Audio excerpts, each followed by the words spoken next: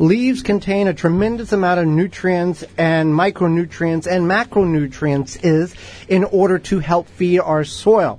We have practiced for many years bringing leaves into our garden from our property and the street in order to build the organic levels in our soil and to feed our soil. But there are things that we need and you need to be aware of before just bringing any leaf into the garden. There are good things and bad things about leaves, and here's what we need to know about them. Now, the reason why leaves are so nutrient dense is because the roots of the tree go deep down into the earth, and they bring up all those nutrients, and then they deposit them into the leaves so the leaves can grow. So you want to think about that as you're putting on your garden, but you also want to think about things that you could be putting that are harmful onto your garden or into your compost. Not all diseases are okay. However, a lot of times we see on maple trees the black tar-like spots, and that is called maple. What is it called? Maple. It's called black tar spot. There you go. Mm-hmm. And that doesn't have any adverse effect on your garden. So you can use those leaves safely. They don't look pretty, but they are safe to use. And so if you do have a fungus, you have a weird leaf problem, you have some other issue with your leaves, and it's a different type of tree, maybe it's a oak tree or what's another common tree? Elm tree, then you would want to do your research. So you could reach out to an arborist, you could do some research online, you could ask us, but you want to make sure that you are putting what would be deemed as healthy leaves onto your soil. Kind of a rule of thumb, and when we say rule of thumb, it doesn't apply to everything, but it's a good guideline here is for example, if an oak tree or an elm tree or a maple tree has a problem with a leaf disease, most times that disease is not transferable to the vegetation in which we're growing in our garden because it's a different species of issue. Right. Most of the time. Yes. A lot of times. Rule of thumb. Yeah. But you want to definitely do your research, especially because, like you had mentioned, it might be affecting the leaves or it might be affecting the look of the leaves, but that issue is actually affecting the tree, then it's okay. But if it's affecting the leaves and then it could affect your garden, then that's something you want to pay attention to. Proper identification of the disease.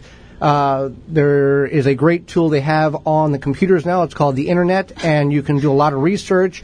You can use your favorite search engine. And whatever that is. And try to describe it in the search engine, and then go to images and kind of see where the closest matchup is. That's how we learn a lot. Now, not all resources are good resources. Keep that in mind when it comes to identification of anything. You want a good resource. So, yeah, that's correct. Now, if your tree has been treated for a pest or disease, you want to find out if those leaves are okay to use. A lot of times, when a tree is inoculated for something as common as the emerald ash borer, there's two different classifications of what's being used to treat the emerald ash borer, to inoculate the tree for that. One is a very chemical heavy remedy, and so that's going to then transfer to the leaves, and then that could cause problems to your soil, your compost, whatever. The other one is the toxicity would stay and infect other things along the line. Basically, the toxicity doesn't grow out or dissolve or anything like that.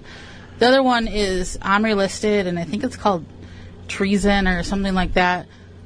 That's okay to use. That's fine to use. It does. What is OMRI listed, by the way, for those who are not familiar with it? Organic chemical organic or institution that shows that this product is safe to use. It's organic. It's certified. Right. OMRI, OMRI listed. And if you go to the garden center, you'll see it on all sorts of stuff. Isn't it like Organic Material Review Institute or something? I think so. Yeah, something of that nature. But yeah, when you see that, keep in mind now that it is organic and it's safe to use as an organic means. That doesn't mean I can use more of it because it's labeled organic. Right. More is not better. You still want to follow directions, follow the application instructions. Sprays, fertilizer, whatever. Whatever it is. Yeah. Yep. So that's something you want to keep in mind with any product you use. But whether it's organic or not, you want to follow the instructions and use it properly. But if you paid somebody to come out and spray your tree with something find out what it is, and if it's an arborist, if it's a true arborist, they should be able to know.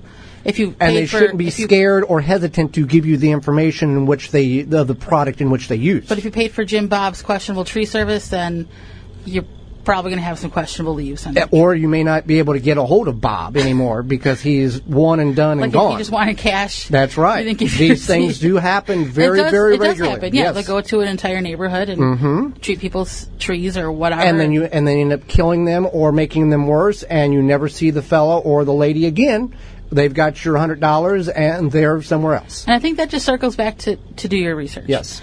So leaves. If the leaves themselves are a thicker leaf, like an oak leaf, you want to shred it. So you could use something like, if you have a leaf blower that has a reverse where it vacuums them up and then shreds it, you could do that. You could use like your bagger mulcher on your mower. But you do want to shred those leaves because they're thicker, they're more dense. They're not going to break down as fast. If you put them on your garden and it rains a lot, there could be mold that's growing and things like that. So you want to shred those leaves. Mats down and prevents penetration of moisture through them. Now, the asterisk to that comment is if you have a mixture of a lot of different leaves and some oak leaves, not necessarily have to shred them because the distribution of those oak leaves is not as concentrated in one central location if there is a mixture of them. Right, but if you're putting just the bulk of oak absolutely, leaves. Yes, that's right. And the reason why we're so careful about this is because we've worked hard to build our soil. We want to have good, healthy soil. We don't want to kill our plants.